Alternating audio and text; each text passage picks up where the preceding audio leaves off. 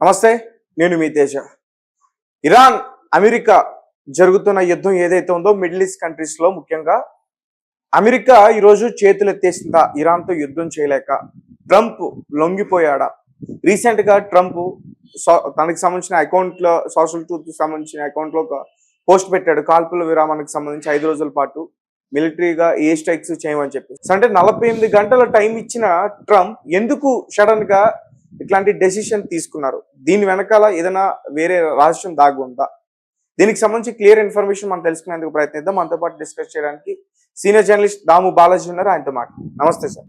So ట్రంపే స్వయంగా తనకి సంబంధించిన ఏదైతే అకౌంట్ ఉందో దాని ద్వారా కాల్పుల విరామం చేస్తున్నాం అంటూ కూడా 5 రోజుల పాటు కూడా ఆయన ప్రకటించారు. 2 రోజుల పాటు ఏదైతే చర్చలు జరిగాయో సఫలమయ్యాయంటూ కూడా ఆయన వివరించే ప్రయత్నం చేశారు. కానీ నిన్నే 48 గంటలు అంటూ కూడా టైం ఇచ్చారు ట్రంప్. సడన్ గా ఏంటి ఇదంతా? ట్రంప్ 2 నిమిషాలకు ఒకటి కూడా మైండ్ మార్చుకుంటాడు. ఆయన ఎవడు కూడా గెస్ చేసే పరిస్థితి లేదనమాట. సో ఇప్పుడైతే వార్త వచ్చింది ఏంటంటే, అది ట్రంప్ ట్రూత్ సోషల్ అని ఆయన మీడియాలో చేశాడు. అది నేను చదివాను. అందులో ఏముందంటే 2 రోజుల నుంచి ఇరాన్ ఆఫీసర్స్ మా ఆఫీసర్స్ మధ్య చర్చలు జరుగుతున్నా, చర్చలు కొలిక్కి వస్తున్నాయి. అందుకని నేను 5 రోజుల పాటు మా డిపార్ట్మెంట్ ఆఫ్ వార్ని ఆదేశించాను.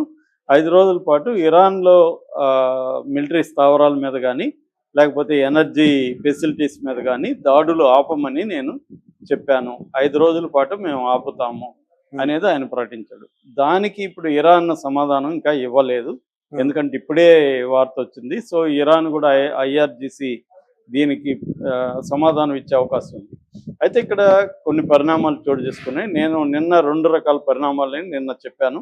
అందులో ఒకటి ఏంటంటే, ట్రంప్ 48 గంటలు డెడ్ లైన్ ఇచ్చాడు. ఈ డెడ్ లైన్ దేనికంటే, హార్మోజ్ జలసంధి కంప్లీట్గా బయటికి వెళ్ళిపోండి, మీరు వదిలేయండి అనేది ఇచ్చాడు. దానికి ఇరాన్ రకరకాలుగా స్పందించింది. ఒకటేమో హార్మోజ్ జలసంధిలో మా శత్రువులకి తప్ప మిగతా అందరికి వదులుతామని ప్రకటించింది. కానీ యాక్చువల్గా ఏమో వదలట్లేదు. అన్ని ఇప్పటికి కూడా చెప్పింది కానీ అలాగే వదలట్లేదు. ఇప్పటికి కూడా షిప్ బై షిప్ వాళ్ళతో చర్చలు జరగవాలి. మొన్న కూడా ఒక వార్త వచ్చింది, 18 కోట్లు డబ్బులు ఇచ్చి మరీ ఒక షిప్ని బయటికి తెచ్చుకున్నారని. అలాగే ఖచ్చితంగా వాళ్ళు డబ్బులు అయితే వసూలు చేస్తారు, లేదా ఏదైనా డిమాండ్స్ పెడతారు. ఇప్పుడు ఇండియా షిప్లు 22 ఉన్నాయి, 22కి ఏం అలో చేయలేదు కదా, ఒక్కొక్కటే వదులుతున్నారు. మొన్న ఒక షెపాలికాన్ నందాదేవ్ అని 2 గ్యాస్ వాటిని వదిలారు. అంతకుముందు ఒక షిప్ వదిలారు, మళ్ళీ నిన్న ఒక షిప్ వదిలారు. దీనికి ఇరాన్ ఇండియాకి పెట్టిన కండిషన్లు 2. ఒకటి, ఇండియా కంట్రోల్లో ఉండే 3 ఇరాన్ షిప్పులను వదిలేయాలి. 2, ఒక షిప్ నిండికి మందులు, మెడికల్ ఎక్విప్మెంట్ పంపించాలి. దానికి మోడీ ఒప్పుకున్నాడు కాబట్టి అది జరిగితే వాళ్ళు రిలీజ్ చేస్తారు. ఇది ఇలా ఇరాన్ ప్లాన్ చేస్తుంది. రెండవది, ఇరాన్ ఒక తీవ్ర హెచ్చరిక చేసింది, నువ్వు కానీ మా దేశంలో ఎలక్ట్రిసిటీ ఫెసిలిటీస్ మీద, ప్లాంట్ల మీద, పవర్ ప్లాంట్ల మీద నువ్వు కానీ అటాక్ చేస్తే మేమేం చేస్తామంటే, గల్ఫ్ దేశాల్లో ఉండే మొత్తం ఎనర్జీ ప్రాజెక్ట్స్ని అటాక్ చేస్తాము, డీసాలినేషన్ ప్రాజెక్ట్స్ని అటాక్ చేస్తాం అనేది చెప్పింది. డీసాలినేషన్ అనేది వెరీ వెరీ డేంజర్. ఎందుకంటే గల్ఫ్ దేశాలు దాదాపు 90% ప్రజలు ఈ డీసాలినేషన్ అంటే సముద్రపు నీళ్ళని మంచినీళ్ళుగా మార్చే ఈ డీసాలినేషన్ ప్రాజెక్టుల మీద డిపెండ్ అయ్యి వాటర్ కన్జ్యూమ్ చేస్తుంటారు, తాగుతుంటారు. సో ఇప్పుడు కానీ వీటి మీద ఇస్తే మన దేశం వాళ్ళే 1 కోటి మంది అక్కడ ఇరుక్కుపోతారు నీళ్ళు లేకుండా, మానవ సంక్షోభం వచ్చేస్తుంది. సో అందుకని ట్రంప్ మళ్ళీ ఇంకొక హెచ్చరిక చేశాడు. అదేంటంటే, మీరు కానీ డీసాలినేషన్ ప్రాజెక్ట్స్ మీద కానీ అటాక్ చేస్తే నేను ఇప్పటి వరకు ఉపయోగించిన ఆయుధాలు మీ మీద ఉపయోగిస్తానని కూడా చెప్పాడు. అంటే ఏమి అర్థం, న్యూక్లియర్ వెపన్ నేను వాడతానని డైరెక్ట్గానే హెచ్చరించాడు ట్రంప్. హెచ్చరించి కూడా 24 గంటలు కాలేదు. ఇప్పుడు మళ్ళీ ఏమంటున్నాడు, 5 రోజుల పాటు విరామం అంటున్నాడు. అంటే అర్థమేముందంటే, ట్రంప్ మీద తీవ్ర ఒత్తిడి ఉంది. ప్రపంచ దేశాలన్నీ కూడా సఫర్ అవుతున్నాయి. 85 దేశాల్లో ఆయిల్ రేట్లు పెరిగిపోయినాయి, డీజిల్, పెట్రోల్. మన లాంటి దేశాల్లో గ్యాస్ లేదు, పాకిస్తాన్లో లేదు. పాకిస్తాన్లో రేషన్ పెట్టేశారు, శ్రీలంకలో రేషన్ పెట్టేశారు, యూరోప్లో దొరకట్లేదు. సో ఇక్కడ ఒకే ఒక రష్యా బాగుపడింది తప్ప యుద్ధంలో ఇంకా ఎవరూ బాగుపడలేదు, అందరికీ నష్టమే. కాబట్టి ఈ దేశాలంతా రోజుకి 40-50 కాల్స్ ట్రంప్కి వెళ్తున్నాయి ఆఫీస్కి, సార్ యుద్ధం ఆపండి అని. రెండోది వాళ్ళ మిత్రులే యుద్ధం వద్దంటున్నారు. నాటో బ్యాచ్ అంతా కూడా యుద్ధం వద్దంటున్నారు. అవును. గల్ఫ్ దేశాలు దాదాపు 10-20 ఏళ్ళు వెనక్కి వెళ్ళిపోయినాయి ఈ దెబ్బతో. వాళ్ళ ఆయిల్ ఇవైనా ఒక్క ఖతార్లోనే రస్లపాన్ అనే ఒక గ్యాస్ నిక్షేపం మీద అటాక్ చేస్తే దాని ట్రైన్స్ అంటారు అనమాట. ట్రైన్స్ కొలాప్స్ అయిపోయినాయి. 5 ఏళ్ళు పడుతుంది దాని రిపేర్కి. $26 బిలియన్ ఖర్చు. సో ఈ 5 ఏళ్ళకు మనకి 20% ప్రపంచంలో గ్యాస్, ఎల్ఎన్జి 20% అక్కడి నుంచే రావాలి. ఇప్పుడు అది ఆగిపోయింది. కాబట్టి ఈ సంక్షోభాన్ని ట్రంప్ మీదకే వస్తుంది. అందరూ కూడా ట్రంప్ ప్రెజరే చేస్తున్నారు. కాబట్టి పైగా ఈ యుద్ధం అనవసరమైన యుద్ధం అనేది అందరూ కూడా తేలిపోయింది. ఎందుకంటే ట్రంపే లాస్ట్ ఇయర్ మేము వెళ్ళి అక్కడ మొత్తం వాళ్ళ న్యూక్లియర్ యురేనియం అంతా ధ్వంసం చేసి వచ్చామని చెప్పాడు. ఆబ్లిటరేటెడ్ రిమూవ్ చేసాం. మళ్ళీ ఇప్పుడు ఎట్లొచ్చింది? 8 నెలల్లో మళ్ళీ తయారు చేశారా వీళ్ళేమన్నా? సో కావాలనే చేశారు యుద్ధం. ఓన్లీ ఇజ్రాయెల్ కోసమే యుద్ధం చేశారనేది అందరికీ తెలిసిపోయింది. కానీ ఇంత నష్టం జరుగుతుందో అనుకోలేదు. ఎందుకంటే లాస్ట్ 12 రోజులు జరిగినప్పుడు ఇరాన్ గల్ఫ్ కంట్రీస్ మీద దాడులు చేయలేదు. ఊరికే ఖతార్లో మాత్రం ఎయిర్ బేస్ మీద అది కూడా చెప్పి చేసింది, మీకు వేస్తున్నాము అని చెప్పి చేస్తే వాళ్ళు కొట్టేశారు అలాగ. కానీ ఈసారి అట్ట కాదు. ఈసారి చాలా సీరియస్ నష్టం జరిగింది. ఈసారి ఇరాన్ ప్రిపేర్ అయి ఉన్నింది ప్లాన్గా.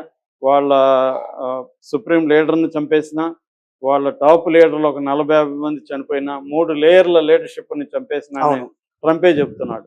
అయినా కూడా వాళ్ళు ఎక్కడ వెనక్కి తగ్గలేదు. పైగా చాలా పెద్ద స్థాయిలో డ్యామేజ్ చేస్తున్నారు. అందుకని ట్రంప్ ఇప్పుడు ఖచ్చితంగా ఆయన ఓటమిని ఒప్పుకున్నట్టే, దిగొచ్చినట్టే.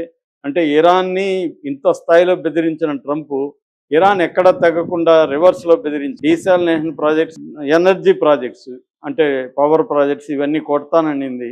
కాబట్టి దెబ్బకి దిగొచ్చినట్టుగా చెప్పుకోవచ్చు. నేను నిన్న కూడా చెప్పాను, బ్యాక్ ఛానల్లో డిప్లొమసీ జరుగుతోందని. ఎప్పుడు యుద్ధాలు జరుగుతుంటే మరో వెనక వైపు బ్యాక్ ఛానల్ డిప్లొమసీ జరుగుతుంటుంది. ఎందుకంటే ఇది గల్ఫ్ యుద్ధం కోరుకోలేదు కదా. గల్ఫ్ దేశాలకి యుద్ధం అనవసరం వాళ్ళకి. సో వాళ్ళకి యుద్ధం వచ్చింది. ఇది ఎవరికి అవసరం అంటే ఇజ్రాయెల్కి ఒక్కడికే అవసరం యుద్ధం. ఎందుకంటే ఇరాన్ స్ట్రాంగ్గా ఉండడం అనేది ఇజ్రాయెల్కి ఇష్టం లేదు. ఎప్పటికైనా ఇజ్రాయెల్కి భయం ఉంది. రెండోది ఇజ్రాయెల్ ఎక్స్పాండ్ అవ్వాలనుకుంటుంది. ఇటు జోర్డాన్ని, ఇటు పాలస్తీనాని, ఇటు లెబనాన్ని, ఇటు సిరియాని ఆక్యుపై చేసుకొని అది పెద్దగా ఎక్స్టెండ్ అవ్వాలనుకుంటుంది. దానికి అడ్డొచ్చే ఏకైక దేశం ఇరానే. ఇరాన్కి ఆ స్ట్రెంగ్త్ ఉంది. కాబట్టి ఇరాన్ని వీక్ చేయాలనేది ఇజ్రాయెల్కి ఉన్నది.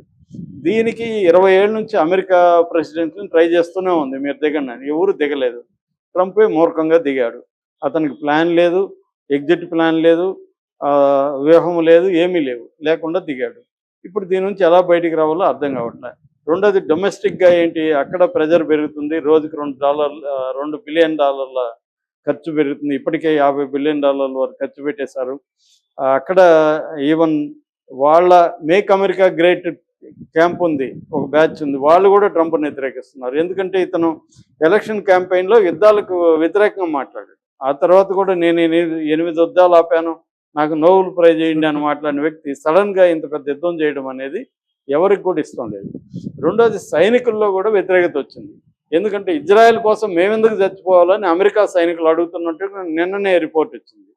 సో ఎందుకు ఇప్పుడు 8,000 మంది సైనికుల్ని కొత్తగా మెరైన్స్ అంటారు, వాళ్ళని సముద్రంలో యుద్ధం చేసేవాళ్ళు, వాళ్ళని దింపుతున్నట్టుగా వార్తలు వచ్చింది. ట్రిపోలి అండ్ బాక్సర్ అని 2 యాంఫిబియస్ షిప్పులు బయలుదేరి వస్తున్నాయి మిడిల్ ఈస్ట్కి. దీంట్లో 5,000 మంది ఉన్నారు. ఆల్రెడీ 3,000 మంది మెరైన్స్ని దించారు. ఇప్పుడు ఇరాన్ ఏంటి, రెడీ అయిపోయింది, వీళ్ళ మీద అటాక్ చేస్తుంది, మైన్స్ పెట్టేసింది సముద్రం లోపల. వాళ్ళు ఫాస్ట్ అటాక్ స్పీడ్ బోట్లు ఉన్నాయి, రెడీగా ఉన్నాయి, డ్రోన్స్ ఉన్నాయి, యాంటీ షిప్ మిసైల్స్ ఉన్నాయి వాళ్ళ దగ్గర. చైనా నుంచి తీసుకున్నారని చెప్తున్నారు. చైనాలో చాలా పవర్ఫుల్ యాంటీ షిప్ మిసైల్స్ ఉన్నాయి, అంటే షిప్పుల్ని అటాక్ చేయగలవు మిసైల్స్. సో ఇంత పకడ్బందీగా ఇరాన్ ఉన్నప్పుడు, రెండోది పక్క దేశాలు ఇవన్నీ కూడా 100 నుంచి 300 కిలోమీటర్ల దూరంలోనే గల్ఫ్ దేశాలు ఉంటాయి. ఇరాన్ ఈజీగా డ్రోన్లతోనే దెబ్బ కొట్టగలరు. ఏముంది, 100 డ్రోన్లు వస్తే వాళ్ళు 90 కొట్టగలరు. 10 పడతాయి, 10 పడితే చాలు కదా. సో అందుకని ట్రంప్ దిగొచ్చినట్టుగా చెప్పుకోవచ్చు. ట్రంప్ అయితే 5 రోజులు యుద్ధం విరామం ప్రకటించాడు. దీన్ని ఇలాగే కొనసాగితే బాగుండని కోరుకోవాలి మనం అందరం. ఎందుకంటే మనకు కూడా గ్యాస్ ప్రాబ్లమ్స్ స్టార్ట్ అయిపోయినాయి. సో కాకపోతే ఇక్కడ 2 అంశాలు ఉన్నాయి. ఒకటి, ఇజ్రాయెల్ ఇప్పటికి రియాక్ట్ అవ్వలేదు. ఇజ్రాయెల్ ఒక్కోసారి ట్రంప్ చెప్పినా కూడా వినకుండా ఇంకొక 2 రోజులు యుద్ధం చేస్తుంది. లాస్ట్ టైం కూడా అలాగే చేసింది. ఇరాన్ కి సంబంధించిన గ్యాస్ రిఫైనరీ పైన అటాక్ చేసింది కూడా ట్రంప్ చెప్పకనే చేసింది. అలాగే వాళ్ళ డిఫెన్స్ మినిస్టర్ కడ్జ్ కూడా కొన్ని వారాల పాటు మేము యుద్ధం చేయబోతున్నాం అని నిన్ననే అనౌన్స్ చేశాడు. మరోవైపు ఇరాన్ కూడా అమెరికా ఆపిన యుద్ధం నేను ఆపనని నిన్నటి వరకు మాట్లాడుతూ వచ్చింది. కాబట్టి వీళ్ళిద్దరు రియాక్షన్ ఏందనేది కూడా మనం చూడాలి. Right sir, thank you so much. Thank you.